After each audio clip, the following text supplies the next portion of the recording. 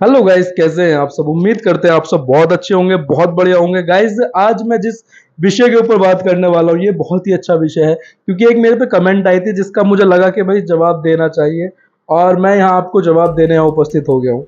भाई, संडे है, सोचा आप सबको थोड़ा सा गाइड कर दिया जाए, थोड़ा सा आपके करियर में थोड़ी सी जो हमारी तरफ से भी मेहनत कर दी जाए।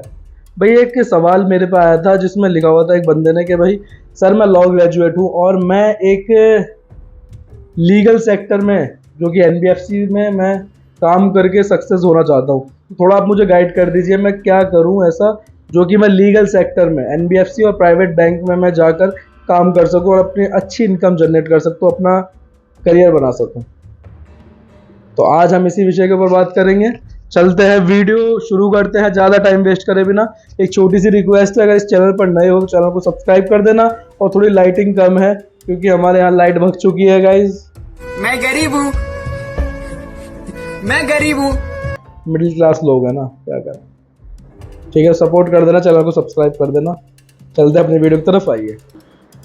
सो गाइज, देखो, लॉ करने के बाद हमारे साथ ऐसी ऐसी दिक्कत होती हैं जो कि बहुत ज़्यादा परेशानी देती है।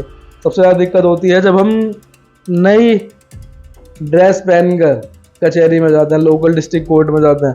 सबसे ज़्यादा दिक्कत का सामना तो हमें वहीं करना पड़ता है, क्योंकि वहाँ हमें देखने को मिलता है कि भाई बहुत कंपटीशन है इस फील्ड में। लेकिन यार देखो, सीधी सी बात है, अगर आप तपोगे नहीं तो खिलोगे कैसे। सक्सेस के लिए तपना ज़रूरी है, मेहनत बहुत ज़रूरी है। और जितना बड़ा आपको दिखेगा ना कि भाई स्ट्रगल इसमें बहुत है, सक्सेस भी उसमें वैसे ही होती है। ऐसे ऐसे वकील हैं जो एक एक हेयरिंग के पास 5-6-10 लाख रुपए लेते हैं। तो ये जो प्रोफेशन है, ऐसा नहीं है कि भाई इसमें इनकम नहीं है, इनकम पहाड़ है, इनकम होगा, लेकिन मेहनत मांगता है ये प्रोफेशन। ठीक है भाई, जो कमेंट आई थी वो एक लॉ ग्रेजुएट की होगी। ठीक है, क्योंकि जब ऐसी बात भाई पूछ रहा है तो देखो, जो एनबीएफसी का काम होता है, समझो पहले, बहुत बढ़िया काम होता है।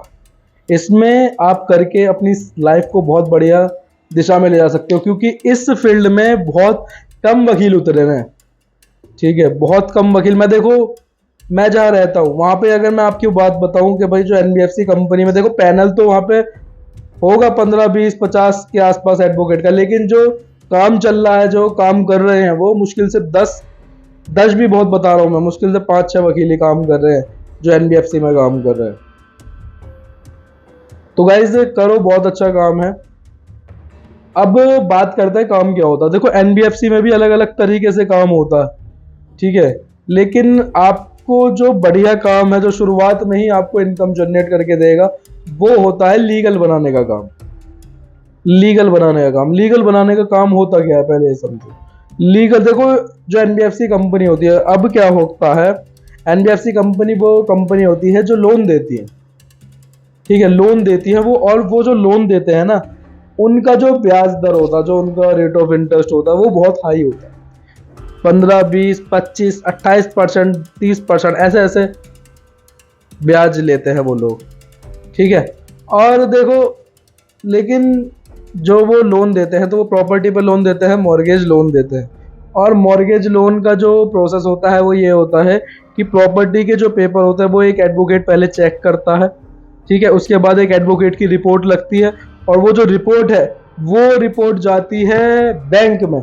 और बैंक में वो रिपोर्ट जाने के बाद ही उसका लोन पास होता है। अगर उस रिपोर्ट में कुछ दिक्कत होगी तो वो लोन पास नहीं होने का। ठीक है, तो एक एडवोकेट का महत्व बहुत हो जाता है लोन पास होने में।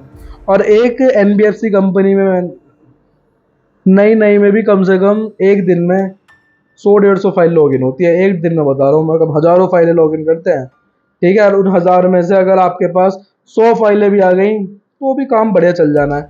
और एक फाइल के मैं बता रहा हूँ आपको, 1500-2000 रुपये चार्ज किए जाते हैं एक एडवोकेट के द्वारा। ये चीज़ हो गई भाई। अब बात करते हैं जो पेमेंट होती है, इसमें लास्ट में बताऊंगा मैं आप बनेंगे कैसे। ठीक है, बहुत बढ़िया चीज़ बताऊंगा मैं एंड में कि भाई आप लीगल का काम कैसे मिल सकता है आपको। ठीक है, तो लास्ट तक वीडियो देखना, लास्ट में ही बता पाऊंगा मैं, क्योंकि शुरू से लेके चलेंगे तभी मज़ा आएगा समझने में भाई।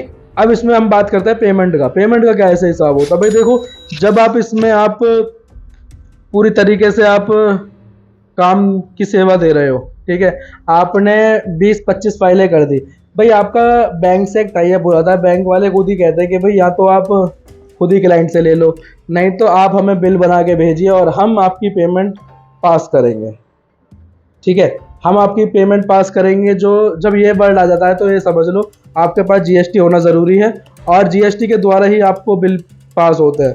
आपको बिल बना के देने हैं, ठीक है, बिल बना के आपको बैंक में पहुंचाने हैं और वहां से वो पास होगा। लेकिन ऐसा होता है, लेकिन कुछ जगह ऐसे भी होता है कि जो बैंक होता है वो कहता है कि भाई हम क्लाइंट आपके पास भेजेंगे, आप क्लाइंट से ही पैसे ले लेना, ऐसा भी होता है।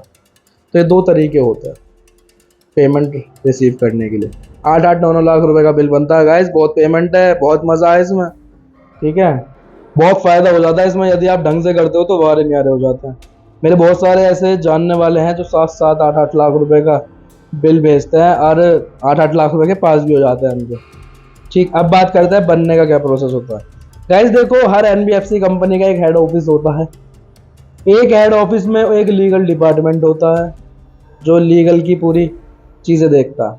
आपको जो वहाँ पर आरएम होता है, रीजनल मैनेजर जो होता है, आपको उनसे मीटिंग करनी होती है।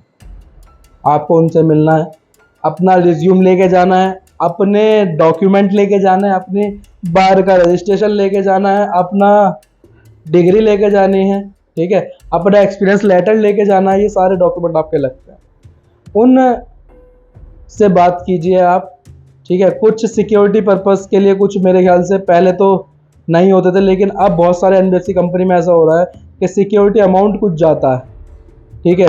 वो आप देख लीजिएगा कि भाई क्या सिक्योरिटी अमाउंट है, क्योंकि हर एनबीएफसी कंपनी का अलग अलग अमाउंट तय होता है।